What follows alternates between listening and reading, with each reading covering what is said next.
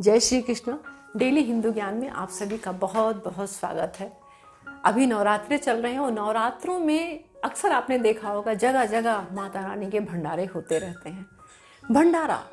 भंडारे के बारे में बात करने आ रहे हैं। अक्सर आपने देखा होगा कि जो भी पूजा पाठ होती है, हम लोग अखंड रामायण कराते हैं या कोई भी पूजा पाठ जो कई दिन से चल रही होती है, उसकी संपन्नता जो होती है, जो संपन्न होती है पूजा पाठ, उसके बाद भंडारा जरूर होता है। तो भंडारा करने से क्या लाभ होता है? भंडारा करने से हम अन्नदान करते हैं और बहुत सारे लोग जिनको हम नहीं जानते हैं, जो अनजान हैं, जो हम जानते पहचानते नहीं हैं, गरीबों में जरूरतमंद लोग जो होते हैं, उनको हम भोजन कराते हैं। इस तरह से अन्नदान होता है हमारे हाथों से। इसका बहुत बड़ा पुण्य होता है क्योंकि अन्नदान महादान माना जाता है। तो भंडारा अपनी लाइफ में जब भी हो सके, छोटा बड़ा जितना भी सामर्थ्य हो, जरूर करना चाहिए। अगर आप नहीं कर सकते हैं तो अगर कहीं भंडारा हो रहा है तो उसमें छोटा बड़ा जो भी सहयोग आप दे सकते हैं, जो भी धनराशि आप दे सकते हैं, अपना सहयोग दे सकते हैं, जरूर उसमें अपना सहयोग दीजिए। इससे आप भी उसके पुण्य के भागीदार होते हैं। छोटा सा ही जो भी सहयोग आप देंगे, आपका भी सहयोग उसमें होगा और उसके पुण्य में आप भी भागीदार होंगे। तो ये आप कर सकते हैं। और भंडारा जो होता है वो अन्नपूर्णा जो देवी होती हैं, अन्न की देवी, उनकी कृपा आपको प्राप्त होती है। आपके परिवार में, कारोबार में, क्योंकि बहुत सारे लोग आपका जो दिया हुआ धन है, आपने जिनको भोजन कराया, उनकी आत्मा तृप्त होती है। और जब आत्मा तृप्त होती है किसी जरूरतमंद को हम खाना, जल, अन्न ग्रहण कराते हैं, वस्त्र देते हैं, उसकी जरूरत पूरी होती है, तो उसकी आत्मा से हमें दुआएं मिलती हैं, हमें उसका आशीर्वाद मिलता है, जो कि दिखता नहीं है। कभी भी हमें ऐसा नहीं लगता है कि हमने ये किया तो हमें ये मिला, लेकिन ये सच है, मिलता जरूर है। बहुत लोगों की दुआएं हमें मिलती हैं और वो दुआएं ऐसी होती हैं जो जरूर हमारे जीवन पे असर डालती हैं, सकारात्मक प्रभाव पड़ता है उसका। तो इस जो आपको बता रहे हैं, ये कारण है भंडारा जो कराते हैं उसका बहुत बड़ा पुण्य होता है। तो भंडारा आप अपने जीवन में, अपने लाइफ में जब भी आपको मौका मिले, जितनी सामर्थ्य हो, आप जरूर कराइए। हमारे पुराणों में लिखा है, पहले के राजा महाराजा होते थे, उनके लगातार भंडारे चलते रहते हैं, आज भी चलते हैं। बहुत सारे मंदिरों में बराबर भंडारे चलते रहते हैं, बहुत सारी सहयोग धनराशि लोग देते हैं। और दान जो होता है वो बता के कभी नहीं करना चाहिए। अपना नाम लिखा के, अपना नाम अनाउंस करा के, ये सब करके नहीं करना चाहिए। गुप्त दान करना चाहिए। आपने दिया, आपको किसी को नहीं बताना है, क्योंकि बताने से क्या होता है, अहंकार होता है। हमें अहंकार होता है, लोग तारीफ करते हैं जब हमारा नाम अनाउंस किया जाता है या कहीं हमने पर्चे छपवा दिए या इस तरह से किया जाता है, इन्होंने इतना दान किया, तो हमारे अंदर अहंकार की भावना आती है। और जब हम गुप्त दान करते हैं तो हमें तारीफ नहीं मिलती उसके लिए। हमने गुप्त दान किया और किसने किसने उसका इस्तेमाल किया, किसने किसने उस पैसों से अन्न का वस्त्र ग्रहण किए, हमें नहीं पता है। तो ये दान सबसे अच्छा दान होता है। आप जब भी कभी जो भी करें, इस तरह से ही करें। अब ये बात तो हुई भंडारा करने की, और भंडारा बड़े खुले दिल से लोग करते हैं, बहुत खुले दिल से करते हैं। और भंडारे में अपनी अपनी सामर्थ्य के हिसाब से कहीं कहीं तो कुछ लोग अकेले ही भंडारे करते हैं, मतलब अपने बल पे करते हैं, मतलब किसी का सहयोग नहीं लेते हैं, धनराशि नहीं लेते हैं, अपने पैसों से करते हैं। और कई जगह पे बहुत सारे लोगों के पैसे को इकट्ठा करके फिर भंडारा किया जाता है। तो इस तरह से भंडारा होता है, लेकिन होता है, सब जगह होता है। अब मैं यहाँ बात करने जा रही हूँ कि भंडारे का भोजन आपको ग्रहण करना चाहिए या नहीं करना चाहिए। हमारे मन में आता है ऐसे कैसे नहीं ग्रहण करना चाहिए, वो तो प्रसाद है, हमें जरूर ग्रहण करना चाहिए।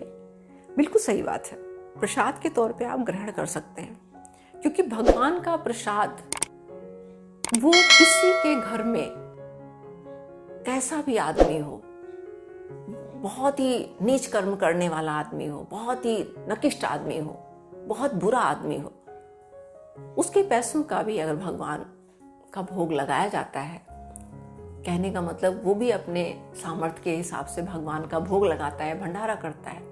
किसी भी कंडीशन में जब भगवान का भोग लग जाता है, किसी भी पैसों से, कैसे भी इंसान हो, किसी भी भाव से करता है, जो चीज भगवान को समर्पित कर दी गई, उनका भोग लग गया, तो वो तो प्रसाद हो गया ना। और प्रसाद कैसा भी हो, भगवान का प्रसाद अमृत तुल्य है, वो हमें जरूर ग्रहण करना चाहिए। तो आप जब कभी भी कहीं भंडारा हो रहा हो, कहीं प्रसाद वितरण हो रहा हो, भगवान का भोग लगा हो, बस ये आप ये पता जरूर कर लीजिए, भंडारा ग्रहण करने से पहले, भोजन को ग्रहण करने से पहले आप इस बात का पता जरूर लगा लीजिए कि ये जो भंडारा हो रहा है इसमें भगवान का भोग लगा है या नहीं लगा है। क्योंकि बहुत सारे लोग इस दुनिया में तरह तरह के लोग हैं और उनकी भावनाएं भी तरह तरह की हैं। कुछ तो बहुत ही नेक दिल इंसान है और कुछ बहुत ही बुरे इंसान हैं जो बहुत ही बुरे भाव से सब कुछ करते हैं। हमें आपको नहीं पता होता है, तो हमें क्या करना है, जैसे मैंने आपको बताया कि जो भगवान का भोग लगा है तो वो तो प्रसाद है, उसको आप ले सकते हैं, ग्रहण कर सकते हैं। लेकिन अगर भगवान का भोग नहीं लगा है, अब आप कहेंगे भगवान का भोग कैसे नहीं लगा। बहुत लोग ऐसे भंडारा करते हैं जो किसी ने उनको बताया होता है कि भी आपके ऊपर ये बहुत लंबी बीमारी चल रही है, कोई परेशानी चल रही है, घर परिवार में कोई कलेश है, कर्जा है, बीमारी है, परेशानी है, कुछ मुसीबत है आपके ऊपर, विपत्ति है आपके ऊपर, उसको काटने के लिए, उसको हटाने के लिए उतारा करते हैं।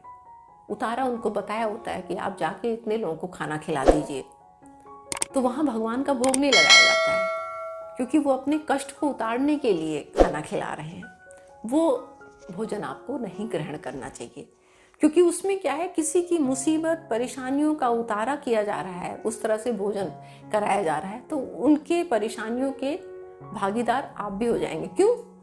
क्योंकि वो भाव जो है ना उनका, वो उनके उस भावना से वो भोजन करा रहे हैं कि भाई हमारी ये परेशानी, जो मुसीबत है, ये बला टल जाए, ये उतर जाए, इस वजह से वो कर रहे हैं। तो आप भी उसके भागीदार हो जाएंगे। कहीं ना कहीं जाने अनजाने आपने भोजन किया और वो सारी परेशानियां आपके साथ आ गई, क्योंकि इसीलिए तो किया गया था वो भंडारा।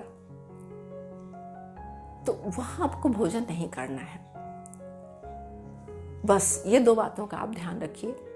अगर भगवान का भोग लगा है, वो किसी भी चीज का हो सकता है, अन्न है, जल है, प्रसाद है, फल है, किसी भी चीज का भोग लगा है, किसी चीज का भंडारा हो रहा है, आप वहां पर बड़े अच्छे भाव से आप भगवान का भोग ग्रहण करिए, खाइए निसंकोच।